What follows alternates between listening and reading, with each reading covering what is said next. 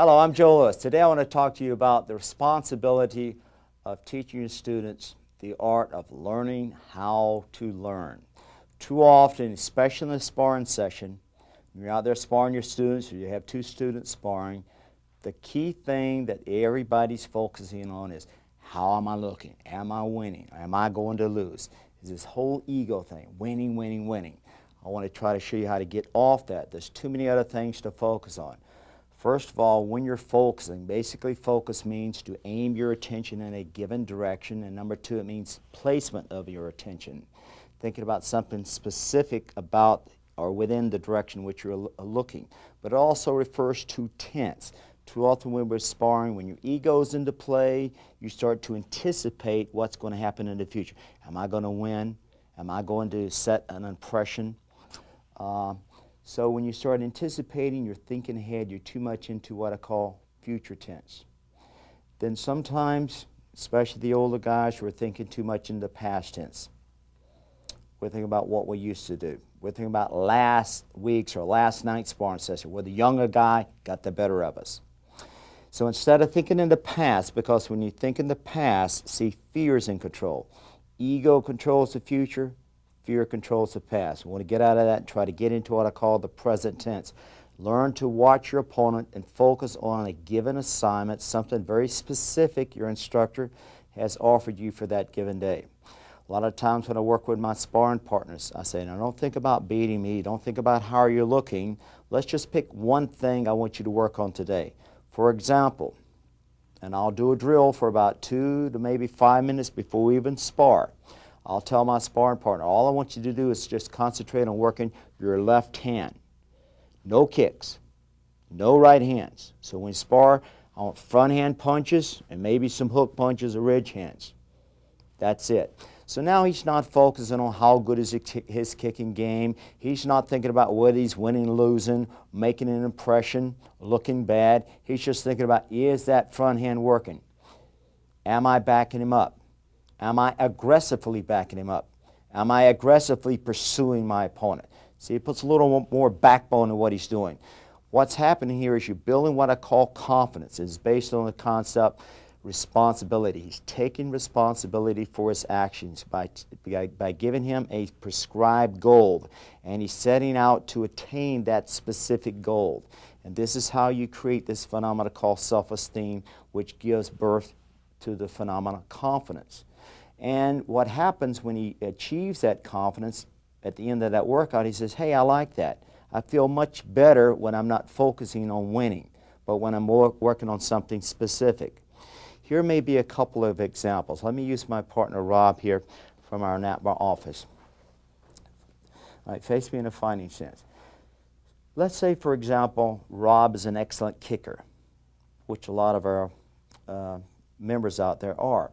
But at the end of every one of his kicks, there tends to be a little hang time. So in other words, when he steps up the kick, now watch, of course I want to make sure he covers his head like this with every hand when he's stepping into the kick.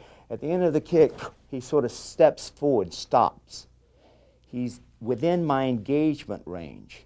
See, he's thinking about how fast the kick looks, how performance-oriented it is, rather than the fact that at the end of the kick, if he stops, I could counter-punch him or counter-kick him. So I would say, okay, Rob, I don't want you to focus on how many times you hit with a kick. I want you to focus on instead getting rid of that little hang time at the end of the kick. So as soon as you finish the kick, pull right back out real fast. Just give an example of a kick, back out real fast. And when we do that drill for about maybe 2, 3, 4 minutes to get the kick down, then when we spar, I say, okay, now Rob, for the first 2 minutes we spar, or maybe the first round, all I want you to do is concentrate on, at the end of that kick, I don't want any hang time. Now he's not thinking about winning. Now he's not thinking about scoring points on me. He just wants to get rid of that one particular area. Sometimes, let's move over this. Sometimes we have grapplers who don't feel comfortable within a karate school setting. You may work a drill with them. Just say, okay, we're going to spar today. I know your punches and kicking skills aren't that strong, but what I want you to do is I just want you to move around and throw the forward hand strike up here against my hand or against a pad. All right, then you get a single punch now, and then you double up. I'll learn to double up, always learning to step in on just the front hand, just the front hand, just the front hand. And then you say, okay, now I'm going to let you spar, but all I want you to do is just throw that one little technique. Now the grappler, or even an older fella, says, okay, I don't feel too bad now. I can work that technique. Those kicks take a lot of wind out of me. Those kicks aren't too good when I throw them. Now when he's moving around sparring, he can feel a little more comfortable because he's only got one goal. Not an ego goal, but something that's going to give him a sense of accomplishment. With the strikers, we're trying to get the strikers to have a little more confidence when they're inside here, what we call the engagement range. Once you kick and you step inside, you're at punching range. Now you're engaging your opponent. In other words, you've made your entry, you made your initial contact, now you're engaging. To build your confidence in your punching and kicking skills, we also want a person to feel comfortable at a range where they tend to be a little weak, what we call the grappling range. So for example, if a grappler is going to be shooting for my legs, and all my training days I've been throwing overhand punches like that, and I realized, gee, to keep a grappler off me, if I'm throwing overhand punches, he's just going to shoot right under there and I'm nailed. If I hit the top of his head when he's coming in, I'm just going to bust my hand up and back reposition.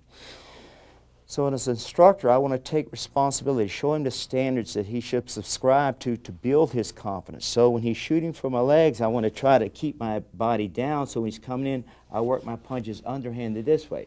Or when he does grab, I can maybe come in and just get a little sort of a, what I call a modified suplex on him. I'm grabbing like this, nice tight grip. I'm driving the shoulder down to the ground with my shoulder. As I drive down, I'm just going to roll nice and easy. Of course, you would do this fast. Get his head directly on my shoulder, push my shoulder straight up towards the ceiling as I lock down with the wrist, okay, and choke him out from here, keeping my feet spread apart so he doesn't scoot out of there. Thank you.